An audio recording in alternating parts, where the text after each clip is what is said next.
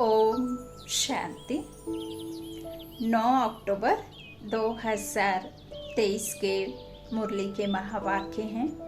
आज के ईश्वरीय महावाक्यों में मीठे मीठे प्यारे प्यारे सुखदाता, ज्ञानदाता, मुक्तिदाता, विश्व कल्याणकारी बेहद के बाप ने बच्चों से कहा, मीठे बच्चे जितना याद में रहेंगे, पवित्र बनेंगे, उतना पारलौकिक माता पिता की दुआएं मिलेंगी।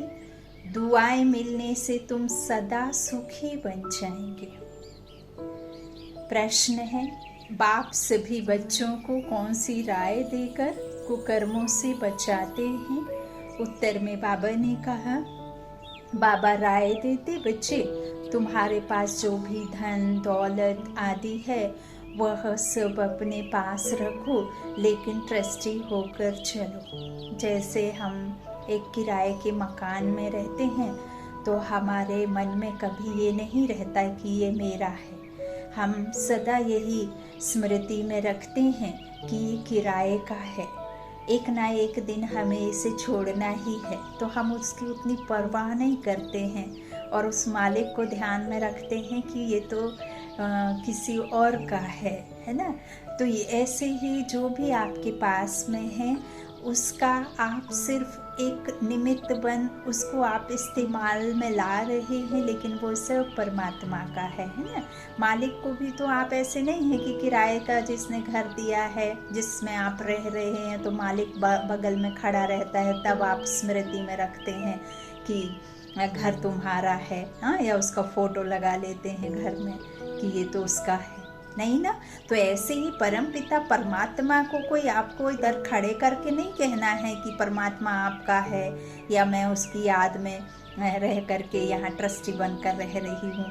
याद करने के लिए सिर्फ स्मृति में रखना होता है कि जो भी मेरे पास है बुद्धि से सब कुछ उस परमात्मा का ही है, सिर्फ मैं उससे लेकर के थोड़ा अपने जीवन में उसे इस्तेमाल कर रही हूँ, चाहे धन हो चाहे जो भी आपके पास है, सब कुछ है ना। तो बाबा कहते ट्रस्टी होकर चलो। तुम कहते आए हो, हे भगवान यह सब कुछ आपका है, भगवान ने बच्चा दिया, धन दौलत दिया। अब भगवान कहते हैं इन सब से बुद्धि योग निकाल, तुम ट्रस्टी होकर रहो, श्रीमत पर चलो तो कोई भी कुकर्म नहीं होगा, तुम श्रेष्ठ बन जाएंगे। अच्छा, बाबा जैसे कहते ना, हम गाते भी आए हैं भक्ति में, तन मन धन सब कुछ है तेरा, तेरा तुझको अर्पण क्या लागे मेरा। तो बाबा कहते किसी का कोई बच्चा आदि जैसे पैदा हुआ और शरीर छूट जाता है तो भगवान को ही दोषी मानने लग जाते हैं, जबकि परमात्मा ने हमें कई दफ़ा ये क्लियर किया है मुरलियों के महावाक्यों में कि मीठे बच्चे यदि मैं देता हूँ तो मैं किसी से छीनने कि जो है मेरे है ही नहीं। बाबा कहते मुझे अथॉरिटी ही नहीं है कि मैं किसी को दूं तो मैं छीन पाऊं। वो जो छीनता है ना वो तो आपके पुराने हिसाब किताब रावण राज्य से चले आ रहे जो आपके सर पर पाप विकर्म है, जो इस एक जन्म का तो आपको याद है लेकिन आपको जन्म जन्मांतर का कुछ भी याद नहीं है। तो वो जो विकर्म है वो आपको सजा देते हैं, या कोई मुश्किल परेशानी, कोई का घर में किसी का बच्चा मर जाता है या किसी का साथ किसी के साथ से छूट जाता है शरीर छूटने के बाद में, तो वो सब उनका हिसाब किताब है और आपका हिसाब किताब है, और वो भी पुराना हिसाब किताब है। कौन रिश्ता कितने दिन चलना है, कितना किसका साथी बन कर के रहना है, आ गए हैं तो कितना स्थूल धन खर्च करवा करके चले जाना है, कितना किसके साथ में साथ अच्छे से निभाना है बुरे से निभाना है, ये सब हमारा ही हिसाब है। मैं अगर दूं और फिर मैं ले लूं तो मुझे भी तो वही मिलेगा जो हमें करने का मिलता है। तो बाबा कहते ये सब तो रावण राज्य की बातें हैं, ये मेरे राज्य में तो होती ही नहीं, कोई किसी से कुछ वहाँ छीनता ही नहीं है। तो ये हिसाब किताब तो हमारा है।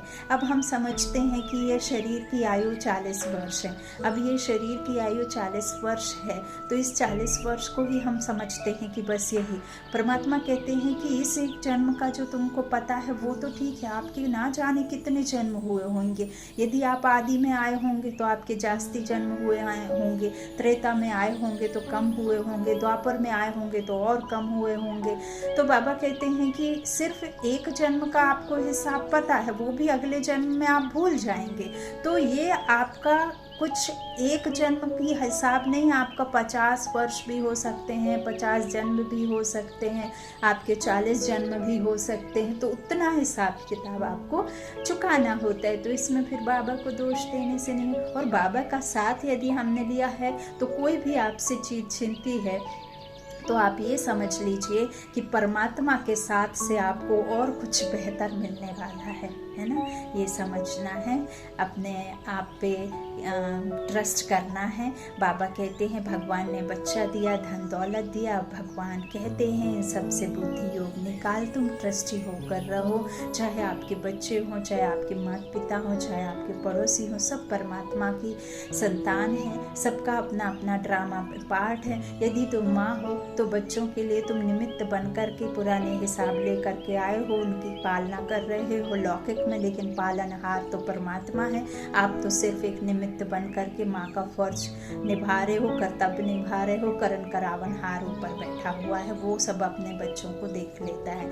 तो श्रीमत पर चलो तो कोई भी कुकर्म नहीं होगा, तुम श्रेष्ठ बन जाएंगे। गीत है ले लूं दुआएं माँ बाप की, है ना।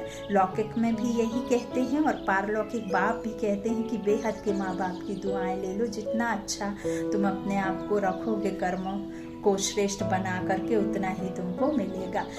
ओम शांति। जो बच्चे कहते हैं हमारा मुख नहीं चलता है, समझा नहीं सकते हैं, उन्हें सेंटर्स की ब्राह्मणियाँ कैसे सिखलाएं, यह शिव बाबा समझाते हैं। चित्रों पर समझाना तो बहुत सहज है, छोटे बच्चों को चित्र दिखलाकर समझाना पड़े ना।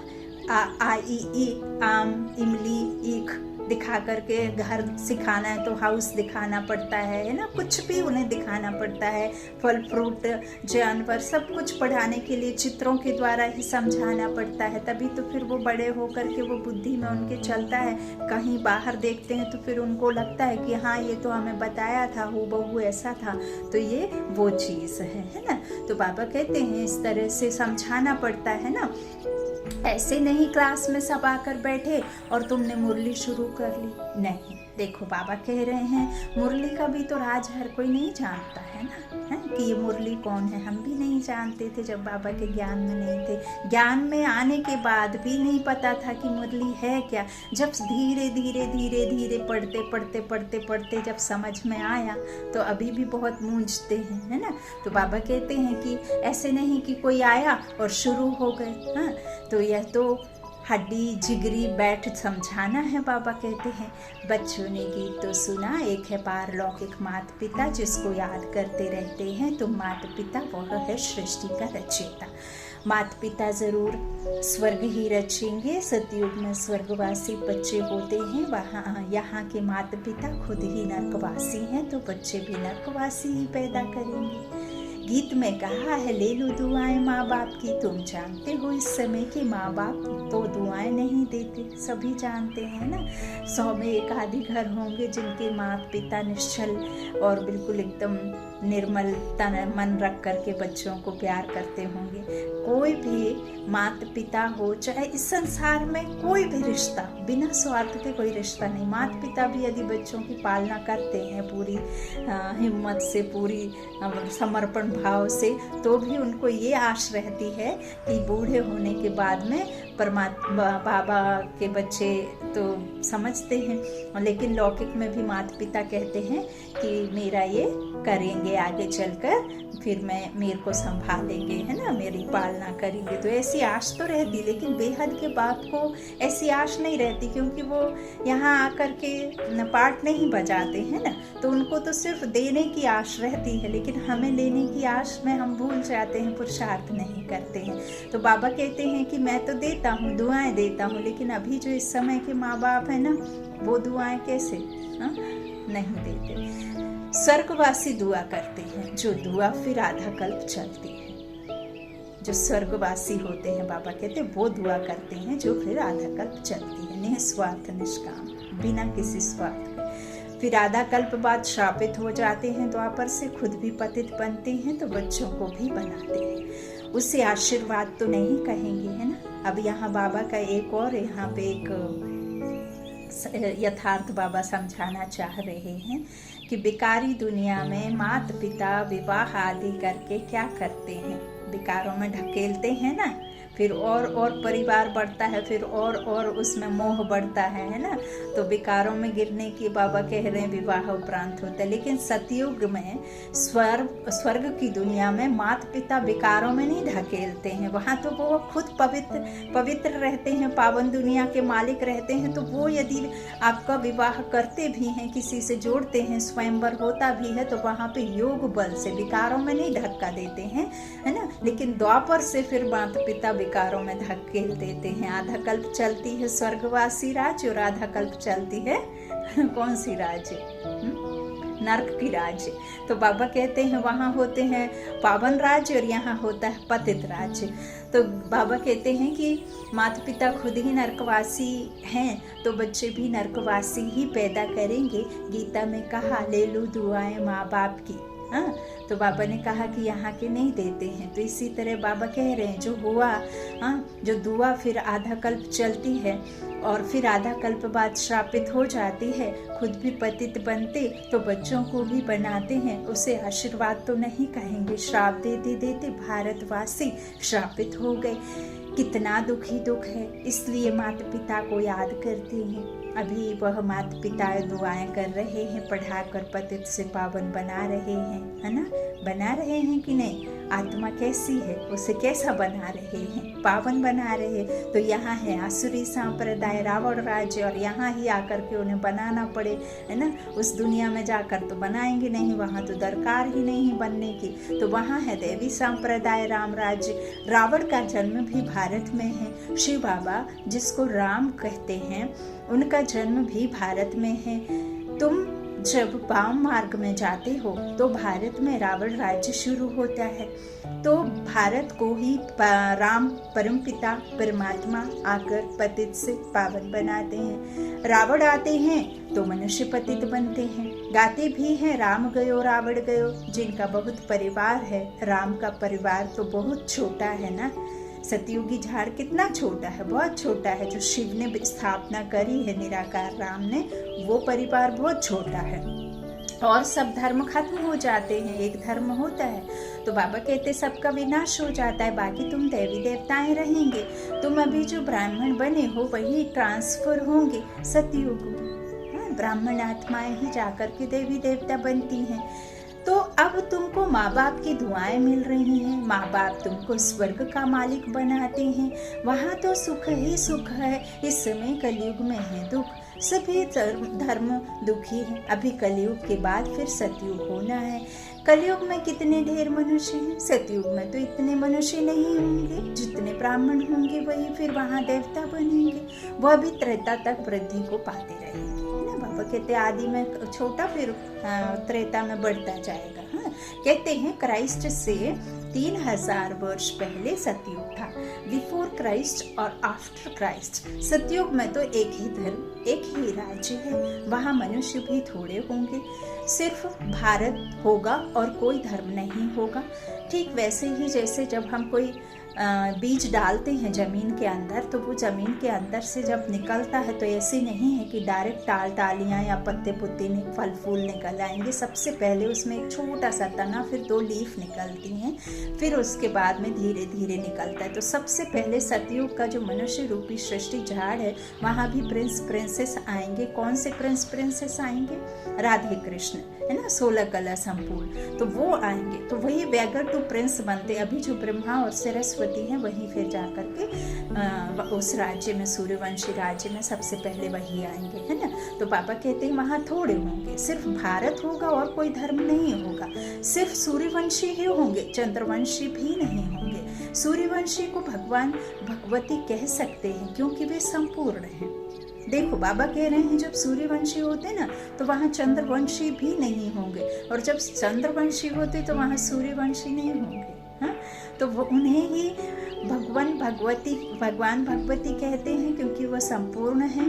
तुम बच्चे जानते हो, पतित पावन तो एक ही परम पिता परमात्मा ही है। चक्र के चित्र एक तरफ इशारा देखो, बाप ऊपर में बैठे हैं, यह ब्रह्मा द्वारा स्थापना करा रहे हैं। चक्र देखा है ना? नहीं देखा तो आप गूगल में सर्च करके देखिए। चक्र में ऊपर में ब्रह्मा द्वारा स्थापना का कार्य, जो छोटे से संगम युग दिखाते हैं, उसमें बहुत छोटा सा है ना, घड़ी का कांटा 12 और 11 के बीच में, उससे भी बहुत छोटा सा 100 वर्ष का तो दिखाते हैं ना बाबा, तो स्थापना करा रहे हैं, ऊपर दिखाते।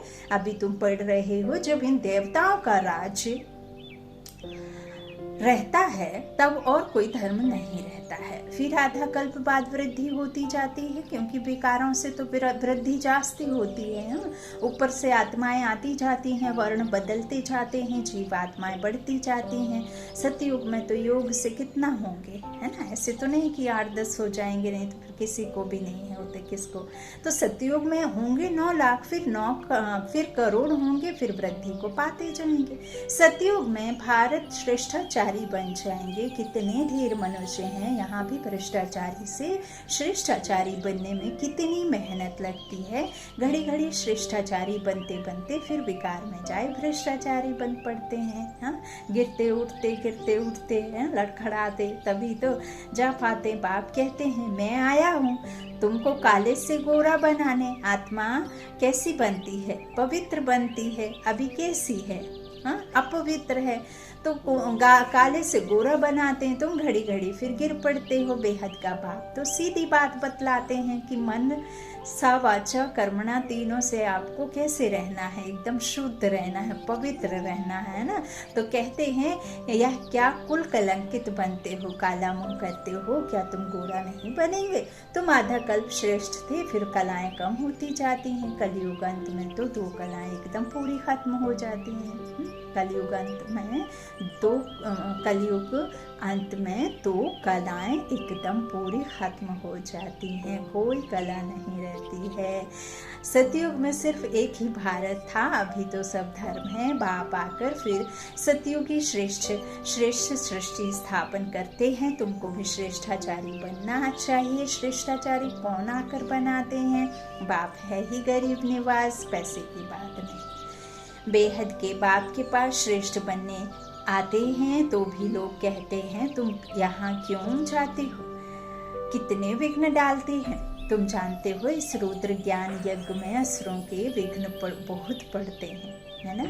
आप देखना कभी कोई भी टीवी चैनल पर या यूट्यूब चैनल पर, फेसबुक पर, ट्विटर पर, सब जगह जो भी मीडिया के थ्रू ये सेवा चलती है, उसमें भी आप अगर कमेंट्स को देखेंगे तो ऐसे सब जो बाबा लिखते हैं ना, कि कमेंट करते हैं कि वहाँ नहीं जाओ, ऐसा होगा वैसा होगा, बहुत सारे मन में प्रश्न उठते हैं, बहुत सारे तरीके से उनको दोष देते हैं, बहुत सारे तरीके से रोक लगाते हैं, है ना, क्योंकि यथार्थ नहीं पता है, पर वर्षात्माएं हैं।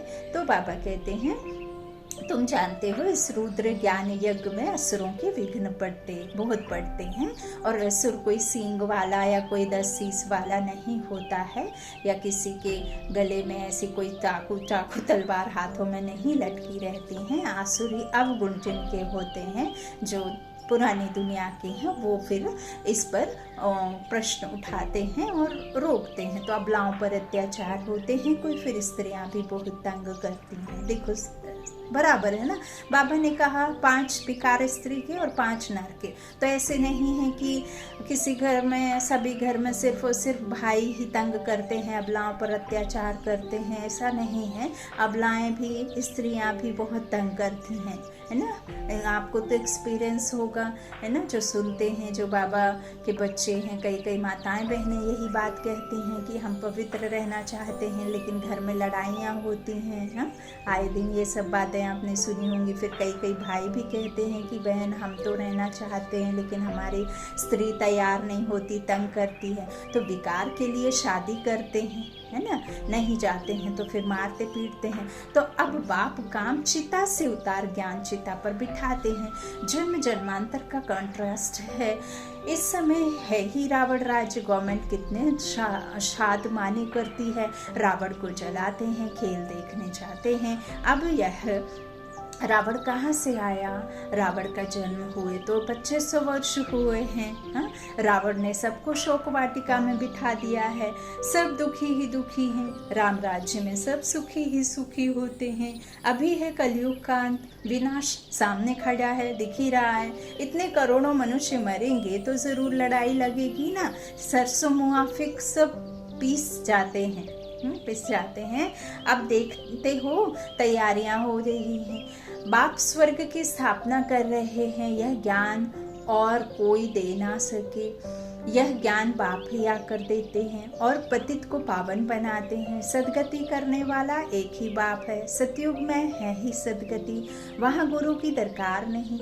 अभी तुम इस कॉलेज से त्रिकालदर्शी बनते हो। हम जो पढ़ाई पढ़ते हैं वो आध्यात्म पढ़ाई है, स्पिरिचुअल नॉलेज है, आत्मा का नॉलेज है। हम आत्माएं इस शरीर से न्यारी हैं, परमात्मा की संतान हैं। इस दिव्य बुद्धि से, ज्ञान चक्षु के नेत्र से हम तीनों कालों का, चारों युगों का, आदि मध्य अंत का ड्रामा, मनुष्य सृष्टि का राज समझते हैं, है ना। और 3 लोकों का भी बाबा हमें दर्शन कराते हैं, बताते हैं। तो बाबा कहते तुम त्रिकालदर्शी बनते हो, त्रिलोकीनाथ ने तुम्हें त्रिनेत्र दिया है।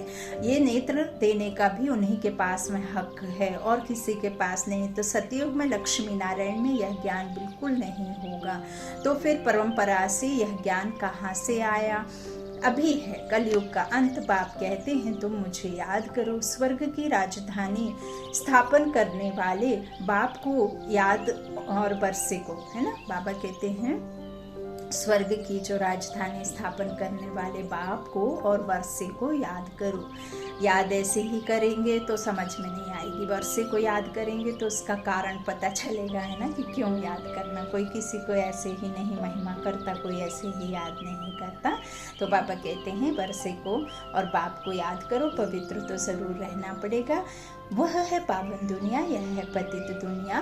पावन दुनिया में कंस, जरासंधि, हिरण्याकश्यप, ऐसे कोई होलिका वोलिका आदि होती नहीं है, कोई शूर्पणखा मंथरा होती नहीं। कलयुग की बातों को सतयुग में ले गए हैं। शिव बाबा आए हैं कलयुग के अंत में। आज शिव बाबा आए हैं, कल श्री कृष्ण आएगा। तो शिव बाबा और श्री कृष्ण के पाठ को मिला दिया है। जो बच्चा है बाप का, उसको इकट्ठा कर दिया है बाप बच्चे को। तो फिर बायोग्राफी को एक सा करने से फिर बहुत मूंझ गए हैं, है ना। कि क्या किया, गीता का भगवान श्री कृष्ण को बोल दिया ना, इसीलिए तो सब मूंझ गए हैं। तो बाप और बच्चे का, शिव बाबा और श्री कृष्ण के पाठ को मिला दिया। शिव भगवान वाच, उन द्वारा पढ़कर श्री कृष्ण की आत्मा यह पद पाती है। देखो, शिव भगवान वाच, उन द्वारा पढ़कर श्री कृष्ण की आत्मा जो ब्रह्मा तन में होती है वो श्री कृष्ण बनती है। तो वो श्री कृष्ण की आत्मा ही पढ़ती है बाप द्वारा और पद पाती है। तो उन्होंने फिर भूल से गीता में श्री कृष्ण का नाम डाल दिया है। यह भूल फिर भी होगी। मनुष्य भ्रष्टाचारी बने तब तो बाप आकर श्रेष्ठाचारी बनाए। जब बनेगा अनेक देश विदेश हो तब तो एक देश एक राज्य की स्थापन होगी। तो श्रेष्ठाचारी ही 84 जन्म पूरे कर भ्रष्टाचारी बनते हैं। इस चक्र पर समझना तो बहुत सहज है। झाड़ में भी दिखाया हुआ है। नीचे तुम राजयोग की तपस्या कर रहे हो, ऊपर लक्ष्मी नारायण का राज्य खड़ा है। अभी तुम थुर में बैठी हो, फाउंडेशन लग रहा है, कलम लग रहा है। किसका? देवी देवता धर्म का। तुम जानते हो फिर सूर्यवंशी कुल वैकुंठ में जाएंगे। राम राज्य को वैकुंठ नहीं कहा जाता, वैकुंठ श्री कृष्ण को के राज्य को कहा जाता है। अभी तो तुम्हारे पास बहुत आएंगे, एग्जीबिशन आदि में तुम्हारा नाम वाला होगा। एक दो को देखकर वृद्धि को पाएंगे। बाप आकर यह सब बातें समझाते हैं चित्रों पर। किसको समझाना बहुत सहज है। सतयुग की स्थापना भगवान ही आकर करते हैं और आते हैं पतित दुनिया में। सांवरे से गोरा बनाते हैं। तुम श्री कृष्ण की राजधानी की वंशावली भी हो, प्रजा भी हो। बाप अच्छी रीति समझाते हैं।